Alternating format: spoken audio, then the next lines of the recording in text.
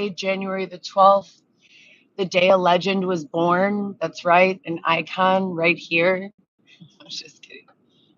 For real though. Happy birthday, Heather. Can you get it right here at BP?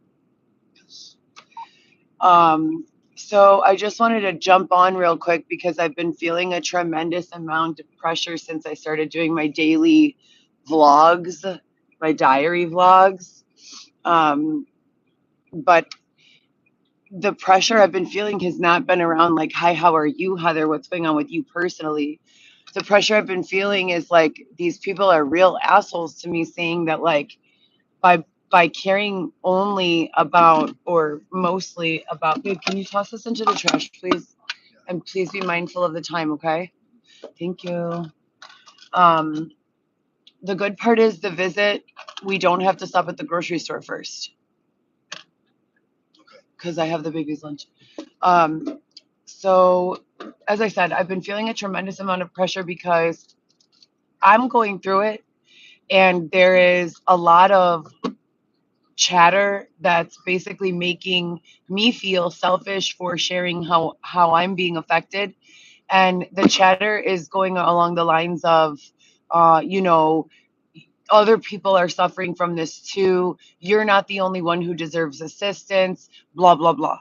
My argument back to that is you cannot stabilize anyone else's sinking ship until the one in mine, where all of your tools, gear, team is being held, is patched up. So anytime there's adversity, I would equate that to like someone coming with a screw or a nail and putting a little tiny nail size hole in my ship. And I got a big fucking ship. So one little hole that size is not going to do shit. But a lot of holes that size is going to cause a problem. Um, what is it? You need more? So how much is it that I gave you so far? So the issue being, I give you more than $1. Okay, well, here, use my card then. Give me back the quarters, please. Here. So it's not necessarily that I don't care about the sinking ship of others. It's that I am unwilling to continue to look the other way while you people who I don't even really like or agree with about numerous things in the first place. And when I say you people, I mean the ones who are giving me adversity, the ones who are voluntarily engaging in crazy making behavior, the ones who are committed to making my narrative discounted, and the truth of what I've shown and shared discounted for their own well-being, or hiding truth about the ways I'm being victimized so that resources won't be expended for my children and I, so that they can use them themselves. Those types of people are not my friends, and I can't sacrifice my, ship my ship maintenance resources to keep those people in, my life. So that's the first thing. This adversity comes in numerous different forms. But, in addition to that, there's a whole lot going on here. And we don't have the free speech that we thought we did. And there is not an open dialogue about it. There is a lot of fucking hiding and covering shit up and disguising things as crazy, and it's not fair. As I told you guys before they attempted all of this that they've gone through, they already did all of this when Dylan Smith was released from prison. That's when they destroyed my life. I've spent the last 6 years, besides this year, all alone on my birthday, crying in my house, sitting on the floor or the tent or the Airbnb or the hotel room or wherever they were holding me for that period, with photos of my family spread all around me, crying, specifically and most importantly, my children, but my whole family, my mom, my sister, my dad, my my aunts and uncles, my cousins, etc. I don't get along with my family to live with them, but I get along with my family to see them every holiday and birthday and celebrate the finer moments of life with and escape the day-to-day monotony with, right? So, of course, I love them. And of course, separating us from each other is not going to be ideal. But while we're in, this period of transitioning from a space where I feel as though the majority is being withheld information and denied access to information. And when I say information, I mean most specifically reality, technological advancement that is causing success in a specific demographic of the population and missing the rest of the population. There are strategic algorithmic programming measures that most of the social media platforms are using, whether with or without their knowledge, this is going on, that cause the narrator or the speaker to appear more credible, more worthwhile to listen, or the opposite of that, to discredit, to make the person look like a drug addict, or to make the person look like, they might have some sort of something slow going on with them, or some sort of impairment or deficit, or maybe they play on the viewers need to trust people who look beautiful, or people who they can trust because they have similar facial qualities or physical features to them. That is a real thing. And when you take a certain point, one of them is healthcare. I believe healthcare and criminal justice need a complete makeover. And I mean tremendous reform, to the point where systems are running quality assurance on each other, specifically seeking out and correcting issues of corruption.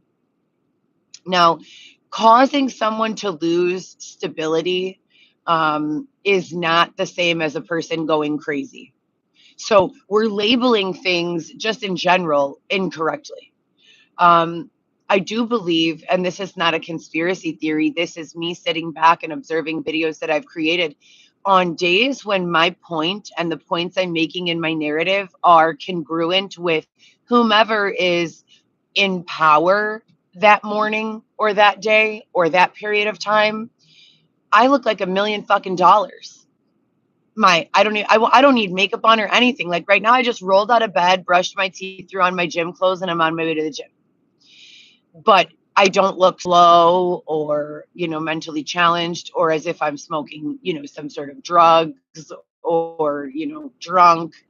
There are videos I get on here and I'm making a point that is not the common point to be made, that is not the general overall agreeable position.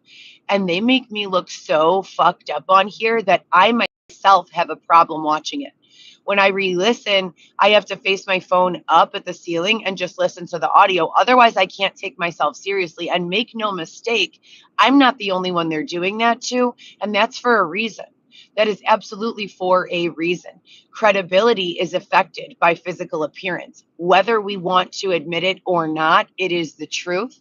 There are people in this world who will give you access to opportunity based on how you look, and who will disqualify you from opportunity based on how you look. That is just the way it is, So I do believe that part of the AI technology being incorporated with social media today is that based on policy and position, our physical appearance and the way that we appear to our viewers, the way we are represented, the areas that AI is using to isolate as clips or thumb notes in our content are severely, severely impacting our overall reach and the ability that our reach has to take our points seriously. A huge one that I'd like to bring up is the use of marijuana. Marijuana in the United States of Illinois is still illegal federally, which means you cannot cross state lines with it legally. People do it all the time. Almost as much as people jaywalk, people are moving marijuana across state lines. Maybe more than people are jaywalking. And they're moving it in planes, trains, automobiles, and on foot, and our government is doing almost nothing to enforce it. And I want to go back to about 10 years ago, the first time I ever traveled, for work. I was going to a ManyVids convention in Las Vegas, and I have no association with sexy content anymore. I decided that that was not a good look for my brand and where I was going, and I saw a lot of exploitation within the field, women, children, and men. There is no bias when it comes to who can be abused or exploited in that field. ManyVids as a platform is one of the more reputable. They give their creators a lot more control than a lot of the other platforms, and they don't allow any sort of executively produced abuse to be broadcast on their live streaming, at least from what I know from when I participated. But other platforms like Pornhub, for instance, you can literally search in Pornhub for violent pornography, and you will find people who appear to be in distress, crying out for help. And that content is being circulated at mass with no issues. The United States has done minimal to mitigate that, but we've got these giant campaigns for ICE. So we have people getting kidnapped and raped for profit, and it's being broadcast on public, easy to access, free servers like Pornhub that our children can go on from any fucking device. And that's a major issue that no one in government is bringing up, but they're talking about the peaceful, unlawfully acquired or unlawfully. I don't even know a tactful way to say it without referring to these demographic of people as aliens or illegals, which we know doesn't go over well. Who wants to be referred to as an illegal alien? It's not a flattering label. But for lack of a better word, these people who are, by all aspects of the situation, simply trying to escape a terrible existence elsewhere. Some of them may be criminals. I'm not speaking on those. I'm speaking on the hundreds of thousands of peaceful, productive people. I want to go back to talk about my aunt-in-law. I got married at a very young age to a Mexican man and had children with him. And his family obviously is also Mexican. His aunt was here for 30 years with her son, working, living with family, not owning property, working double shifts in the factories. Do you know what happens when you work in the factories? They take out tax, right? Do you know what happens when they work in the factories and take out tremendous amounts of tax and you don't have a way to file your taxes? You don't get any refunds. So you're overpaying the United States government in tax your entire 30 years of living here. This woman has never been in trouble, never had static with the law, always minding her business, working, 5 to 7 days a week at all times, cleaning the house, minding her own business, cooking food, taking a nap. That was this lady's life. She bought a house in Broadview, Illinois. And upon doing so, within the first 2-3 years of owning the house, she was deported. And not only did they deport her after she spent her $40K cash for her down payment, not only did they deport her after robbing her, they also had the audacity to accuse her of kidnapping because she brought her son over here to escape tremendous domestic violence in Mexico when he was 5 years old. This kid is a grown man now with 5 kids, 35 years old. So his mom has been deported, possibly facing kidnap charges, hasn't been permitted to come back here where her whole family lives in close to 30 years. And we've got these tremendous campaigns against, illegal immigrants and in support of ICE. And no one is fucking doing or saying shit. And I'm sorry, Donald Trump. I think you're a doll. I love you as the president. I think you're funny. I think you're the perfect person for people to lean on, to count on, to make fun of, to make memes of. I think you let it roll right down your back like a duck. And I think that you're a fantastic president. But you have a wife who was illegal when she came to this country. And if you disagree with me, there's been a whole lot of evidence. I don't know if it's fake news or deep fake technology, Mr. President. I'd like you to get involved here because I'm being affected by a lot of deep fake AI technology, but I personally saw in circulation a whole lot of documentation saying that Ivanka, who I also love, I think she's gorge, was an illegal alien when she came over here, and that you and your political positioning are what gave her the right to stay. So either those documents were fraudulently created and circulated on the internet, or we have a real fucking problem with hypocrisy, which we already know. We already know we do, right? Now, my next point is when we're speaking on these matters like immigration or marijuana use, that are they have huge spectrums. We do have a population that thinks deporting illegal immigrants or people who have come over here without the proper paperwork, despite the fact that they may be completely peaceful, productive members of society, is bad. There are also people who swear by it and think it's the only way to secure our country. And that's the same with marijuana. Some people demonize marijuana and think that it's the gateway drug and all of these other things. And I can tell you that I have met no less than thousands, if not hundreds of thousands of people with active, pardon me, or dormant PTSD. And the reason I say dormant PTSD is because 9 out of 10 days of the year, I have dormant PTSD. 9 out of 10 days, my triggers aren't triggers. They don't bother me at all. But that 10th day, forget about it. There's some big issues when those symptoms begin to wake up. And I just want to remind everyone that growing up around gun violence, growing up where one or both of your parents could have been kidnapped into the prison system at any given moment, growing up where you feel unsafe getting to school in the morning, growing up where you feel afraid that you're not going to have enough food in the house, those are all post-traumatic stress disorder causing types of shit.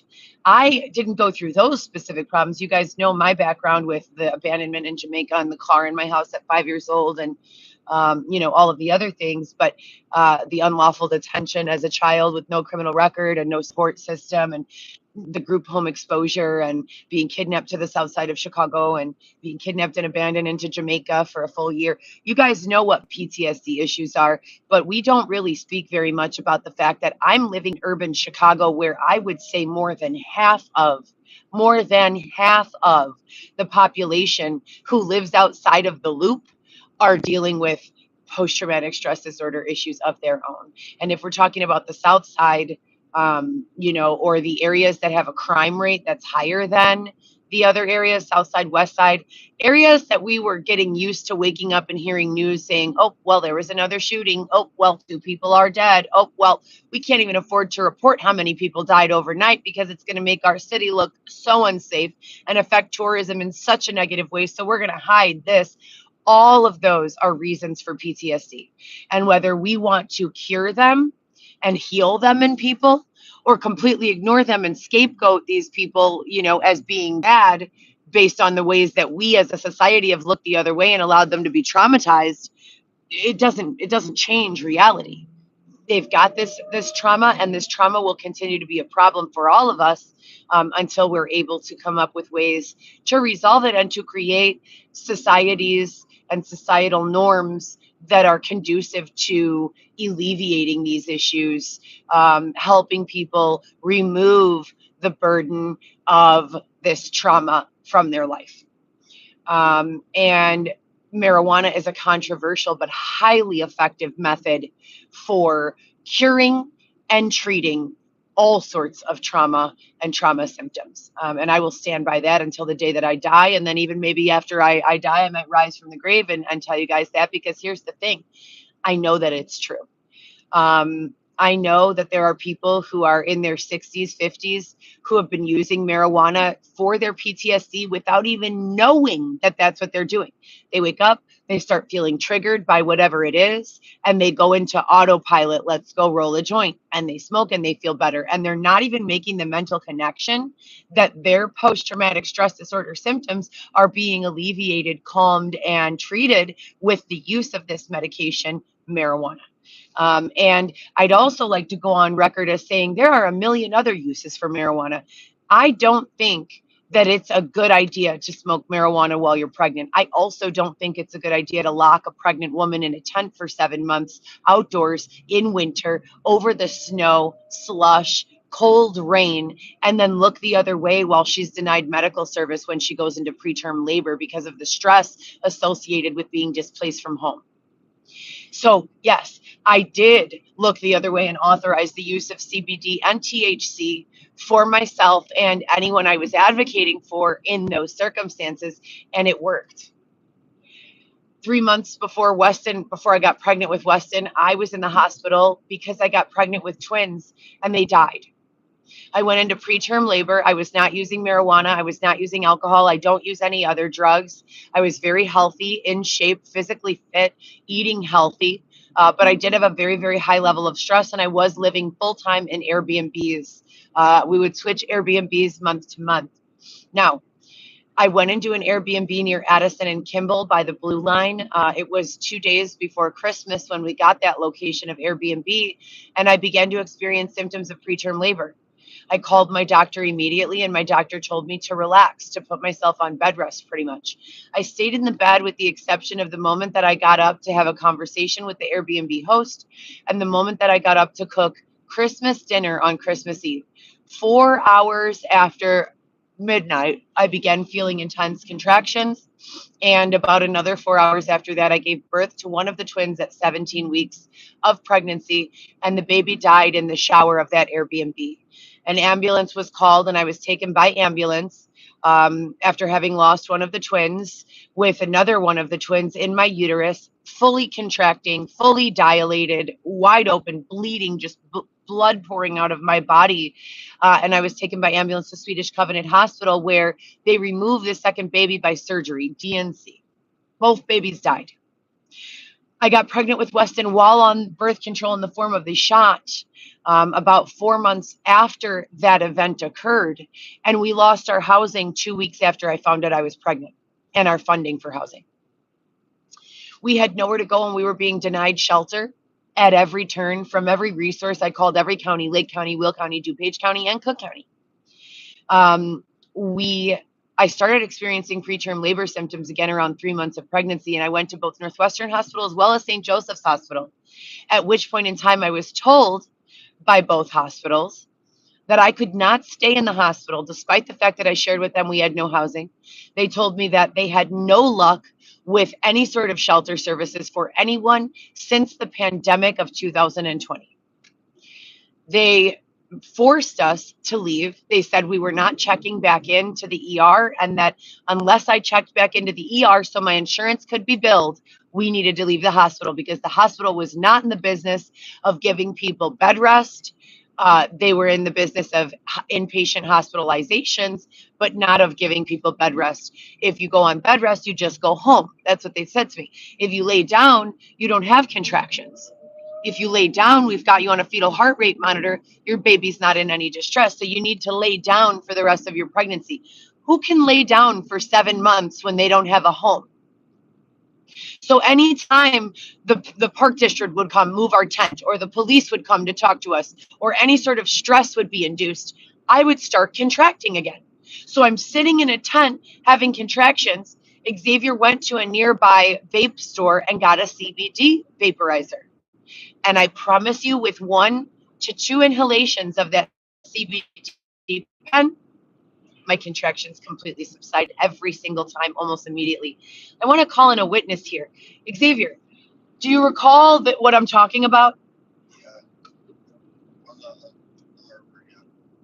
Okay. So do you recall what it would look like when I would begin to have preterm labor symptoms? Can you talk a little louder? Like that one time we were at Yolk, and That's a perfect example. were you contracting or Yes. convulsing? Contracting. Convulsing is for a seizure. Contracting is what happens when your body is preparing to give birth. So I can go into detail on that. He said that one time we were at Yolk. There's a breakfast place called Yolk. Xavier went and got me a wheelchair, and he would take me from the tent to the grocery store when I had to take number twos, because I don't know how to poop outside. I don't even know how to pee outside. I would literally pee into a cup, and Xavier would throw it into the grass or into the nearby area where the dogs were being walked, and they would go to the bathroom. So he would just dispose of our own urine in the same way that the people who walk dogs would take them to. He would just take the cup to that little dog park area and dispose of it there. That was the best way we could figure out how to do it, because it's not sanitary, nor is it hygienic, and no one should have to live that way. But we had a wheelchair that from St. Joseph's that we chained to one of the poles of our tents. And every once in a while, a sponsor would donate us breakfast, or, send us a gift card, or do something to help us break up the monotony of being held in this tent. And we went to a breakfast place called Yolk. And this is one of the many times I began experiencing symptoms of preterm labor. And I just ended up in a ball out of contractions. I mean, my entire uterus was hardening up. I was in active labor. And what did we do to stop that labor? We got back in the wheelchair and went back to the tent. And what did we do? Smoke. And what happened immediately with one single inhalation of the marijuana or CBD? Baby calmed down. Contraction stopped. I did not feel pain anymore. I felt calm. Sometimes I'd be able to fall asleep. And I was successfully able to keep my baby in my body until 40 plus weeks, 40 weeks, 6 days. And he was born overdue with a 10 out of 10 on his APGAR scores and not a single issue wrong with him.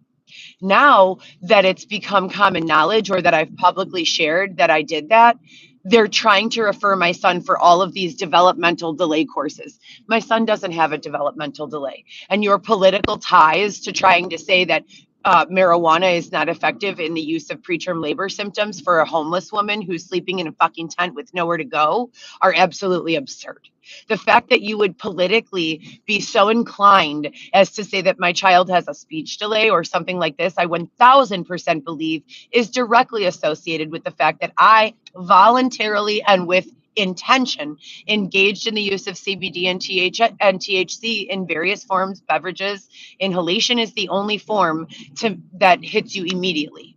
So I didn't have hours to sit around while a beverage calmed me down. When you're in active labor, you need to stop labor immediately. And I was being denied service by all of the area medical providers. When I would go in, as I said before, they would lay me down on a gurney. They would put a monitor on my belly. They would see that the baby was fine. They would see that I wasn't contracting actively while I was laying down on my back in the hospital setting. And they would say, go home and go on bed rest. Do not walk. Do not move. Go on bed rest. It's very difficult to be locked in a tent at Belmont Harbor on bed rest. Very difficult. Not only do you feel entirely afraid, living in a tent, you have zero protection. If someone wants to harm you, there's nothing stopping them other than a thin layer of nylon. Okay, let's keep it clear. With that being said, when I discuss things like this, there has been, I would say, a realistic 30 to 40 different experts in the field of AI technology, algorithmic output, and all of these things who agree with me.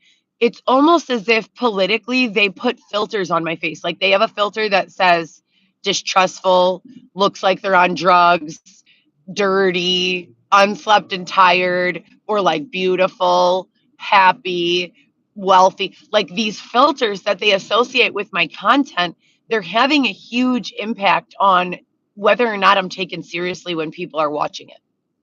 And that's what my subject is about today.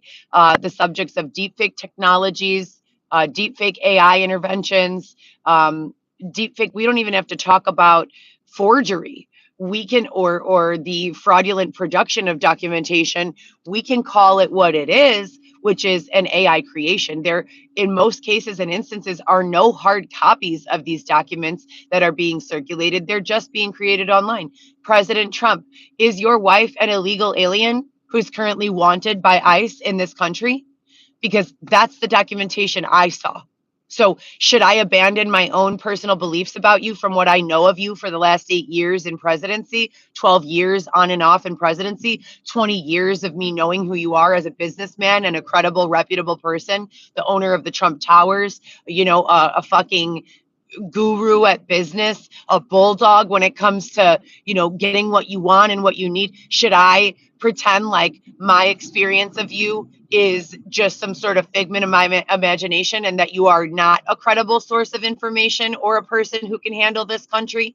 Should I assume that you are harboring a fugitive because I saw some sort of fake circulation of documentation about your wife being an unauthorized person in this country who's wanted by ICE? I don't think I should. I think I should utilize common sense and say, hey, this document is probably not real because it doesn't align with the previous 15 years of experience I have in knowing who this president is as a person and the action that they've taken or not taken historically. So that's number one. The deep fake technology and the deep fake fraudulent forged documentation surrounding my case, my name, my people, my children, my everything has been absolutely ridiculous, overwhelming, and astronomical. And I'm asking for protection for my family, specifically my children, their significant others, myself, my parents, my grandmother, etc., my aunts and uncles from this type of malicious communication. My family are great people, but they don't, only a few of them are business owners. I'm the first real entrepreneurial spirit that, generationally has occurred. I've thought of a million different business ideas. I've brought them into profit. They've not been sustainable long term. I've lived and I've learned, and I have absolutely every desire to continue on my quest to start a healthcare consulting firm. I do believe that healthcare as a systemic intervention is trash with the way that we've gotten it. After years and years of evolution that's not kept up with the technology or the ethics associated with where we want to be, I think that the healthcare field, just like the criminal justice system, needs a huge overhaul. And I think that criminal justice and healthcare need to be recognized as running congruently to each other, because 9 out of 10 times something that may first appear to be criminal is actually in nature either mental or environmental. And going on and on and on for decades, calling it a cat when it's really a dog is not going to work. If something is environmental in nature, if an issue is environmental in nature, we need to address that issue for what it is. It's environmental. This is the cause. This is the root. This is how we solve it. And then we need to move forward, right? So utilizing AI tools and deepfake technology scans would be crucial, but there also needs to be more policing of the internet. And my children's names in order of when they were born, oldest to youngest, Viviana Lewis, Alexis Weston, just the first letter of all their names literally creates the acronym VLAW. On top of that, I've been being harassed, stalked, sexually assaulted, robbed, bludgeoned 2 times, numerous things, as you know, if you've been following my case, that actually forced me to become involved in virtual law, the reality show and the stalking and harassment that began to occur subsequent to my participation in that show. It all has a common denominator, and that denominator is online social media stalking, harassment, and assault that is spilling over into the three-dimensional world. The healthcare system, the criminal justice system, and our own versions of our life and what go on need to operate congruently to each other rather than creating contradiction. Courts need to be automatically being updated to all of the status, and corruption traps need to be nonstop at all times. Incentive is one thing, corruption is a different, right? If you and I come to terms that we have a common goal and that we can agree interest, and we begin to take steps to pursue that. Oh my God, no. Did you see that? That raccoon that died. Oh my God. He looks like he got hit by a car. Um, anyways, that's my main point for today is that, I can sit around. I like makeup. I like to fucking do glam. I like fake eyelashes. I like fake nails. I like heavy, dramatic makeup. I have not been permitted the ability to, or the time to get my makeup on and feel prepared for the day in quite some time. I'm always running around by the seat of my pants to get to the next responsibility that I have. And so I come on here without makeup a lot. My eyes are the same size and I have symmetry in my face, but I wouldn't know it by looking at whatever's going on here, you know? And this is not the first time that I've experienced that. There are days my face looks perfect, symmetrical, pretty, clean, beautiful. And then there are days I look at my recordings and I think, who in the fuck is altering my face? And this has been ongoing for 6 years. And I've discussed it with you guys at length. At first, I put it into the category of crazy making behaviors that were going on with algorithmic input, to what, in my opinion, cause political ties and reinforce who we want to be considered a reputable source for various things and concerns, et cetera, and so forth. And I do still take that stance. I do still believe 1000% that there are really crooked, disgusting individuals who, for their own purpose, are causing our media and our voices to be disguised as the voices or media of someone who is engaging in excessive drug use or heavy, hard drug use. I personally have never in my entire existence even tried meth, coke, crack. Actually, I tried coke, but I didn't like it. Crack, meth. What are the other hard drugs? Heroin. I've never tried anything like that. I have been to a rave before, so I was a teenager once. I was in my early 20s once, but I don't use drugs regularly, and I use marijuana in a way that's adult. I don't like to refer to it as medical use, and here's my reason. When we talk about manifestation, let's just consider the term brainwashing. When we talk about brainwashing ourselves, it does us no justice to wake up in the morning and say, I'm sick. I need to treat myself with marijuana. No justice. What gives us justice, what is in our best interest, is to wake up every morning and say, I'm observing myself as the untethered soul. In my physical body, I'm observing symptoms of fear, anxiety, discomfort.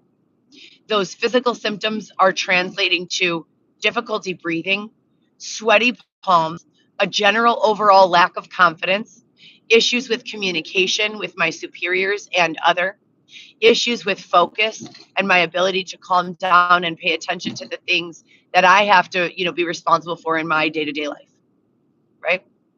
So that is the perspective that I like to take from myself. I don't tell myself I'm sick. You people tell me I'm sick. I don't tell myself I'm crazy. You people tell me I'm crazy.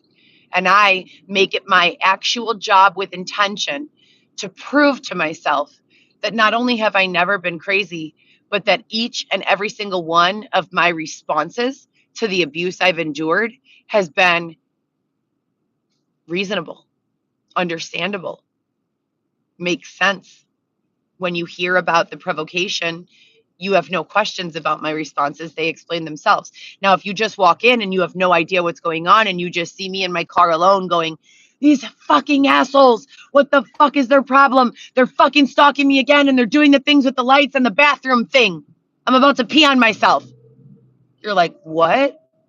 What the fuck is going on? You have no way to understand. So maybe in your simple mind you might label that as crazy, but just because you don't understand it or because your mind is thinking too simply doesn't mean that it's crazy. It means you don't understand. It means that you don't get it. So when I explain what's going on and you understand, then I'm not crazy. But when I explain what's going on, but you didn't hear it or you weren't there, you don't understand, I am crazy. That's not the way crazy works. Crazy as an etiology is a mental health impairment that a person has. They could be born with it, or it could be a psychological injury that they've suffered, like PTSD. And that's what people are saying when they say that you have a mental health impairment or that you have a mental health concern or a mental health issue or a mental health disease. Having a mental health disease is very common. Out of everyone who dies in this world, 100% of them will feel anxiety at one point. Some of us are lucky enough to be on the low end of that spectrum where they will only feel anxiety maybe for 2-3 seconds. Maybe it's a little healthy anxiety that causes them to, okay, I'm feeling like a little bit nervous about this, but I got this, et cetera, and so forth. For the rest of us, we will experience crippling anxiety at one or numerous points of our life, to the point where we feel like we cannot get out of bed because of it. If 2 to 3 inhalations of marijuana help you get out of bed and restore your confidence and put you back on track to be successful, what's the political drawback? What's the problem? For every liquor store we've supported into existence, we should be supporting 2 dispensaries. How many liquor stores are advertising that they cure anxiety?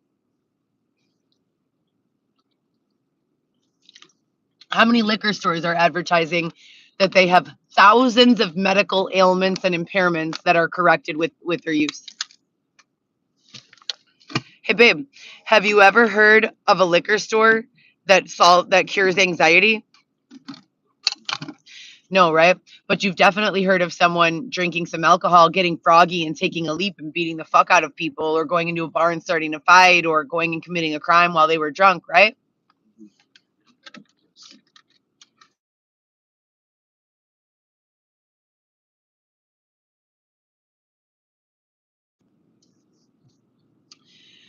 So I just wanted to say that that's my vlog for the day. Updates personally, there's nothing much that's changed here. I've got eviction court on January 26th.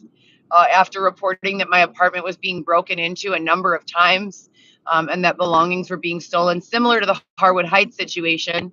I went to the management. I reported that I was being broken into. I have in writing text messages from the landlord on both of my lines, saying that I'm, quote, crazy girl. No one is breaking in. You're crazy. There's no one going into your unit yet. I was this short of sending an actual photo of the piece of shit that was in my toilet when I came home from work to my landlord after she said that, but I thought that would be classless.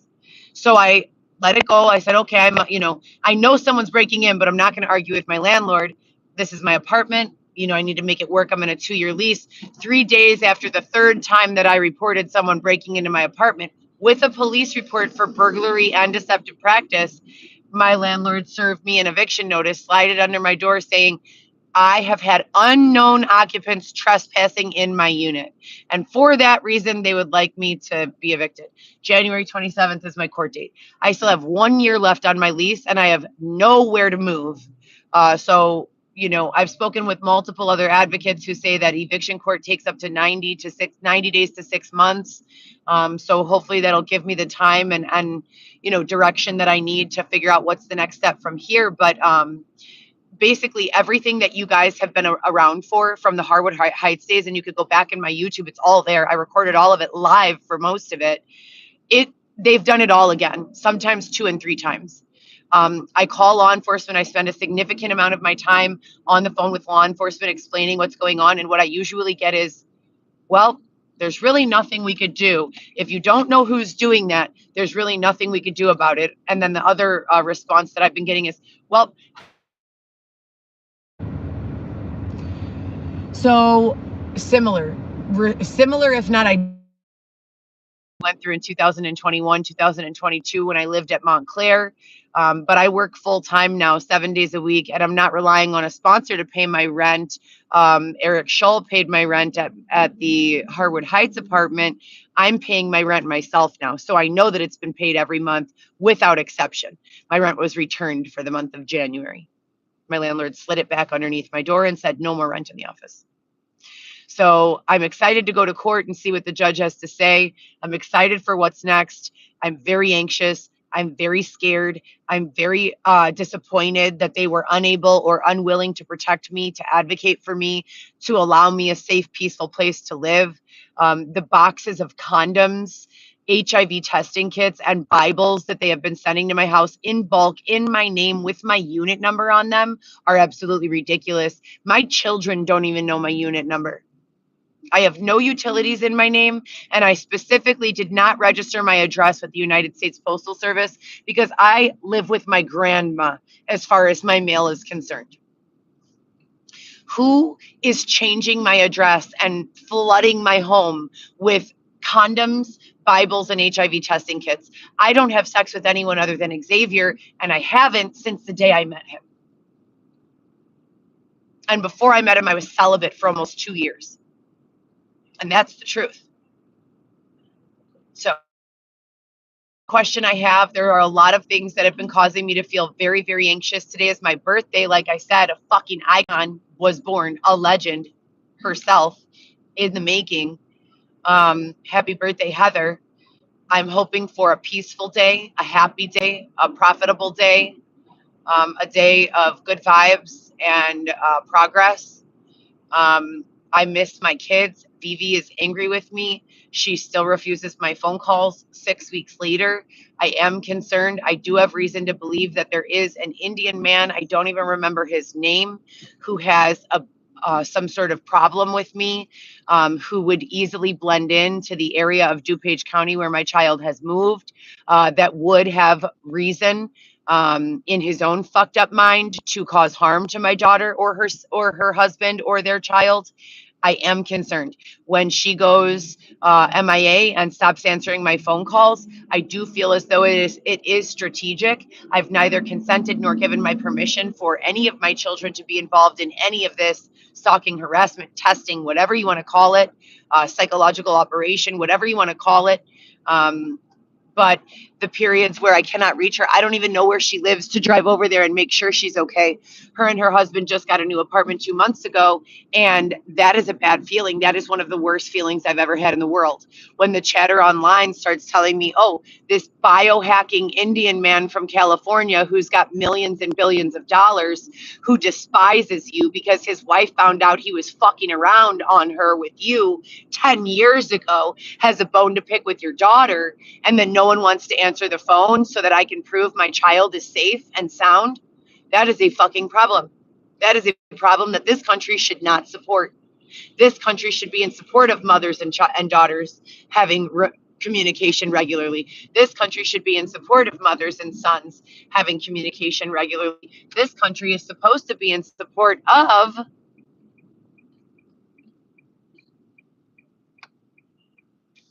families, right? Isn't that what this country is supposed to do? Don't we say God, family, freedom? Isn't that what we say? So I'm confused. I'm nervous. I'm sad. I'm Since I gave them their Christmas gifts, I've not heard from them. My son-in-law, I called him on a different number that he wouldn't recognize because my daughter tells him not to answer. And he answered, and I said, "Did you get the bottle of cologne that I got you for Christmas? Did you like it?" And he said, "I have no idea what you're talking about." So where are the Christmas gifts that I gave to my children? I got my daughter Alexis her gifts. I know she had them. I saw her open them on FaceTime video. But my daughter Vivi and her husband Ali, I have not been able to see them open their gifts or know that they've received them. And I got my daughter a nice bottle of perfume from Ulta. I got Ali a nice bottle of cologne. I got them some dish towels and pot holders for their new place, a mixing bowl, a diffuser, an apple cinnamon diffuser, a candle, a couple of regular bath towels for the bathroom, a purse, some Roz hair milk, and several other very expensive, well thought out gifts. Why have I been unable to reach my children to confirm that they've received them? And what the fuck is going on to cause this lapse of communication for such an extenuating period of time? I got my granddaughter two outfits, leggings and a dress, and a little one of those little LED lights in the shape of a cute little strawberry to hang up by her crib. And I thought I could get her one by one. Her birthday's coming up, so I felt like I could get her the grapes and the watermelon and kind of have her theme be like this cute little, you know, animated fruits around her bed in the new place. I wouldn't know if they received them or not because they've been playing games with me, doing deepfake technology, using voiceover technology to make me feel like I'm talking to people I know, when in actuality it's created, engineered audio. Um, there's a freight train going to the Elmhurst gym, so I'm not going to be able to make it there in time. Anytime I wake up before I need to be there with only 20 minutes late. So I like to work out for an hour and a half every day, plus a 30-minute shower and then get ready. So I need 2.5 hours in the gym. They don't give me 2.5 hours of the gym. They give me maybe 1 hour to shower, work out, and get ready. They make me go to my visits like like a fucking looking like a hot ass mess. And that is strategic. And I want to make sure that the record knows it. I left my house at 6:45 today or 7 a.m. It's 8:11 and I was 10 minutes from the gym. And now there's this curated freight train that lasts an hour and 45 minutes to destroy my workout. This is what I've been dealing with for the last several years. I am aware of all of the things that they've done, the voiceover technology. But the reason I don't panic more, and this is important for you guys to hear, is because I've already come out on the other side of this. While they were holding me in the tent, while they were withholding my resources, 2 to 3 months would go by that I would call my kids every single day and they wouldn't answer. And then randomly, when I was about to give up one day, they called me back and everyone was completely normal. Like not a single day had passed. Nothing was wrong. I was the one who was neurotic for freaking out, thinking something was wrong. So when they do that to you enough times, you never stop caring. You always care. You always feel the fear. You always feel the anxiety, but you just realize that you can't afford, to expend any more effort in a cause that is going to easily resolve itself soon, you hope, or that you've not been able to find any other workarounds for. What can I do? If I don't know where my daughter's new apartment is and I've called her 100 million times and she still doesn't answer, even with the chatter telling me that she's in danger and that this Indian man is pursuing harming her because I'm too covered, I'm too protected, what can I do besides get on here on YouTube and share that and share it with my ex-husband who doesn't answer the phone and try to call my daughter repeatedly? People do strange fucking things for money, you know? The fact that this man has it out for my family and the fact that you guys continue to look the other way and allow these periods of intermittent inability to communicate tells me that you're creating an environment that's conducive to me feeling anxious, sad, scared, threatened, attacked, victimized, etc., and so forth. That's not me going crazy. That is you people. And I'm not talking about my viewers and supporters. I'm talking about whomever is diverting or obstructing my ability to reach my children. You're the cause. So that's where I'm at with it. I wake up really early. It's my birthday. I left at 6 so I could get in a good workout. I have a visit with Weston immediately following the workout. Somehow I'm still driving to the gym despite the fact that I left so early. I don't know what the fuck is going on. Let's call it a wrinkle in time.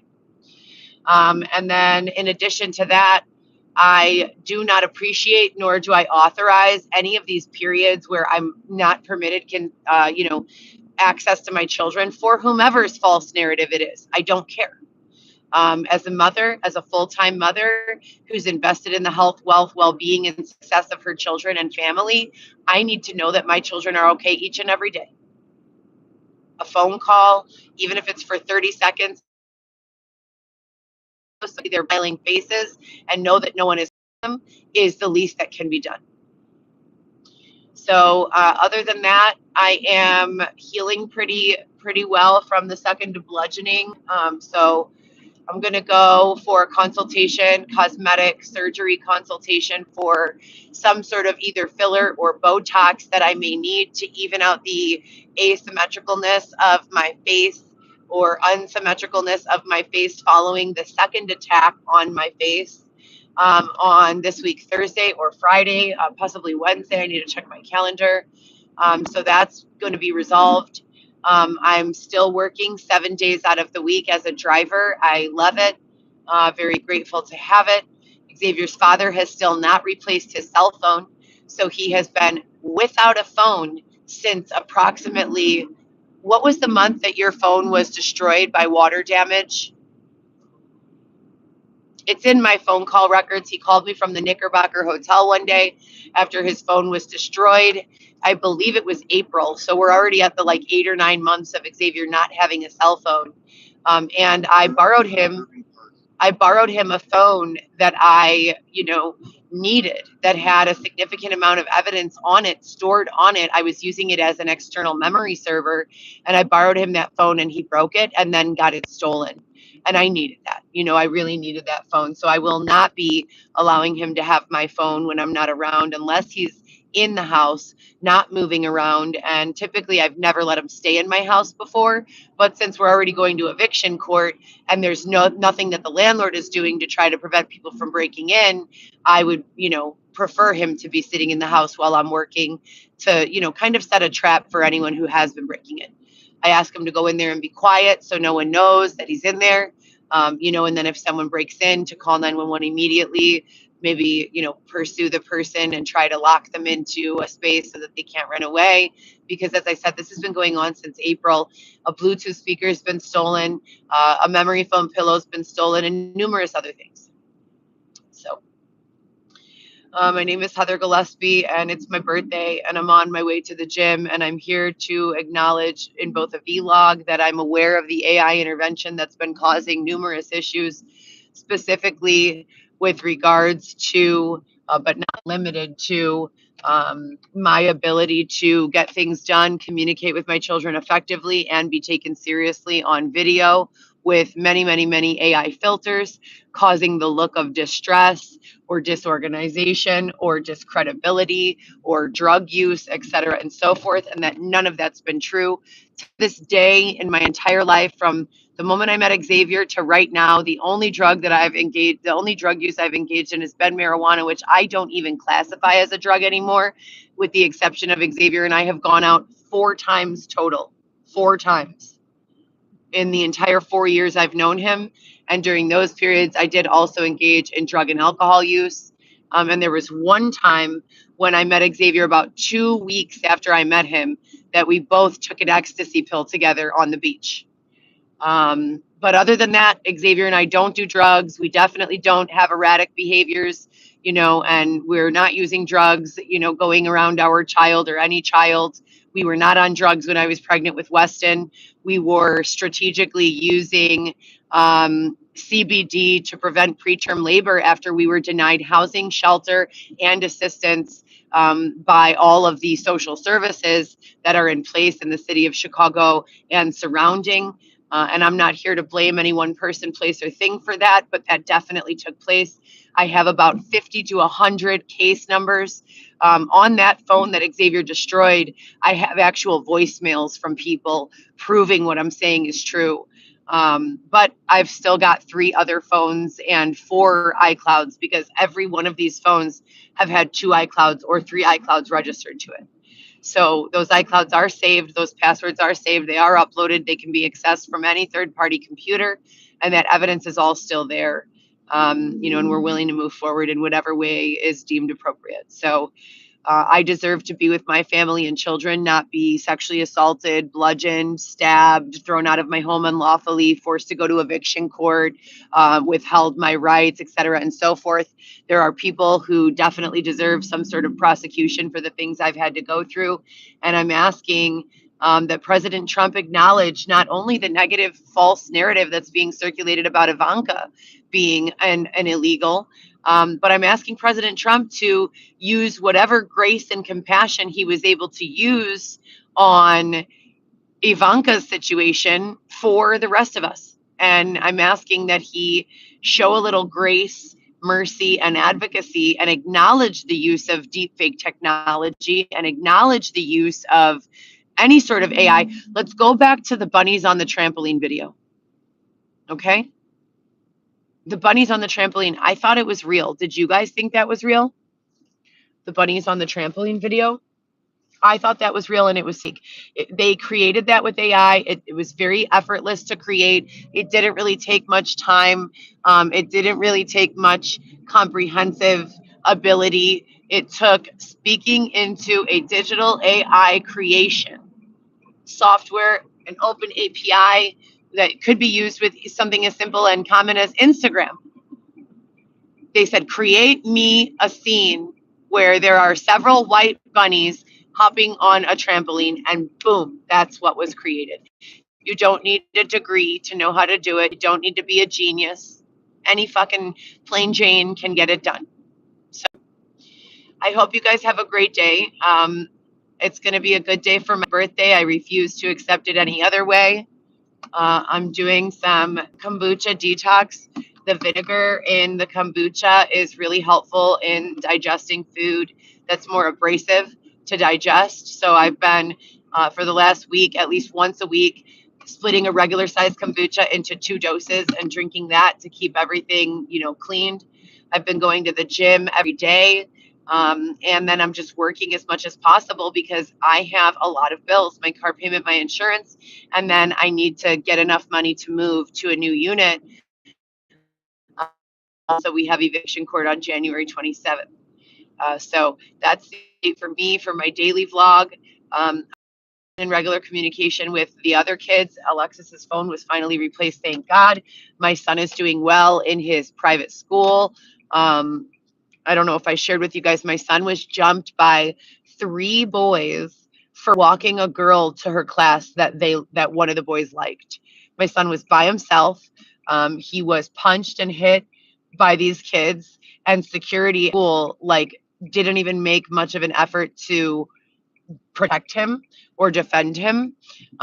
So it was deemed by the dean that my son would go to a different school, an alternative school in Skokie, for the rest of his year as a senior so that he could graduate on time and so that no one would put hands on him anymore.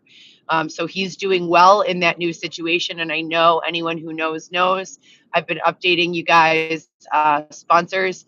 If I could get some funding, that'd be great. We're on the way back up from the lowest I've ever made, which is like $80 to $120 a day, driving Uber Eats, to the highest I've ever made, which just since all of the abuse, because I've definitely made more than $1,000 a day while working in sales. But since I've been doing Uber as my primary source of income, I usually make between $300 and $400 a day. That's been cut down to 80 to 120. So I'm on my way back up. Yesterday I started making 160, 150. So I'm coming back into the higher range of things, thank God, because that has caused me significant damage. Living for those 3 months working as Uber Eats and only making $80 a day has been very difficult. The quality of life when you make $80 a day versus $300 a day is absolutely uncomparable. Absolutely uncomparable. It's the difference of getting my kids 2 or 3 Christmas gifts and sending them $5 a day for lunch, and being able to get my kids $500 worth of gifts plus giving them 100 cash and also sending them $20 for groceries 3 times a week. Still, that's not enough. $60 a week for food for a family of 3 is not enough, but it makes things a lot easier. And that's what I need to do. And I definitely put in the work, the time, and the effort in getting it all done. So I do believe that, the outcome should be positive. And happy birthday to me. Uh, Shout out to Hydrate and everyone who came out for my birthday. I invited no one. I planned nothing. Xavier and I had it planned to go to Sidetrack. That's Xavier's favorite place. However, Sidetrack was absolutely ridiculously out of control, their line. I mean, whoa. I've never seen anything like it. Totally not worth it. I've said this before, I'll say it again. Cover charges and lines, not my jam. I'm not into it. I'm definitely going to come into an establishment and bring a crowd. If I check in, people are going to follow me. I have a following for real. I'm going to buy alcohol, at least a drink or two. So I'm going to be a positive contributor to the success of your business. You don't need to rate me in the door on a cover charge or have me stand outside freezing my ass off for 30 minutes to get in. I will not go to your establishment if that's the way that it is. And that's not me being bougie. That's just, I have a limited amount of time for social engagements, likely 2 hours or less. So if I spend 30 to 45 minutes of that 2 hours that I have allotted in my schedule to go out and have fun standing in a line, what do I really have? 45 minutes, So Hydrate was lit. All the guys there were fantastic. All the gals there were fantastic. The staff, everyone was so nice to me. No one robbed me. No one stole from me. I mean, it was just you could see I've got the bar set real high here, but it was just a fantastic evening. Xavier was being, sort of weird at the beginning. It was almost like he was trying to test me to see if he could get me to feel jealousy. Like he was going up. There were maybe 3 women in our little area, probably 100 men, and he would seek out the woman to go and supposedly innocently say he was asking where the bathroom was, or he was this like a total psyop, or like a social experiment. He wanted to see if I was jealous of him in high heel shoes, because you guys, if you follow my Insta, you know that Xavier started cross dressing on the weekends. So that's been weird. But who knows where this is going to go, you guys. It's just one foot in front of the other. I need funding, sponsors. I need to be taken seriously with regards to this healthcare consulting. I can see the sky is the fucking limit.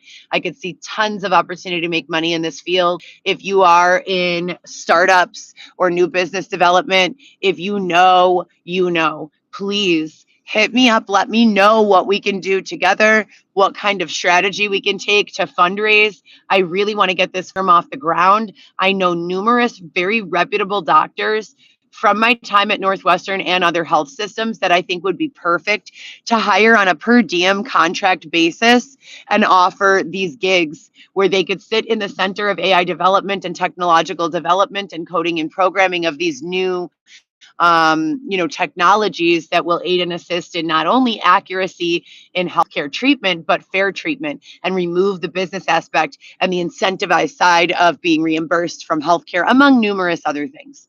There's a legal aspect that makes this very important, but the sky is the limit. And if you guys can help, please let me know. Otherwise, sponsors, please step in here. VLaw, we've already come up with a million different ways to censor all of the harassment out of my rhetoric, out of the comments. Why do you guys keep allowing it there? I feel like that's intentional. I feel like you guys have negative intentions associated with me, with my life, with my everything. And I am a little taken aback by that. It's been 6 years of them posting tooth emojis in an effort to hurt my feelings or make me feel, I don't know, bad about the fact that I have a crown in front of my teeth. This is a crown. Sending a bunch of emojis of teeth for 6 years doesn't make me want to die. I know that's what you guys are looking for.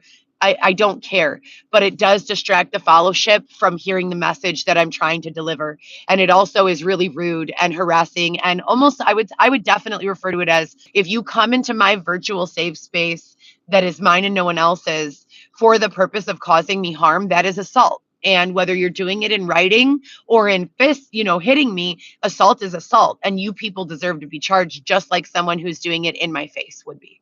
But the emojis of tents and teeth have been on the forbidden list of my YouTube for 6 years. So someone is hacking into my YouTube, turning comments on. I always keep comments off, and then removing the teeth and the tent from my forbidden list of words and allowing people to harass me. So that would be another thing to put on the list of ways that I've been unlawfully dealt with, and ways that the local authority has looked the other way and allowed me to be assaulted.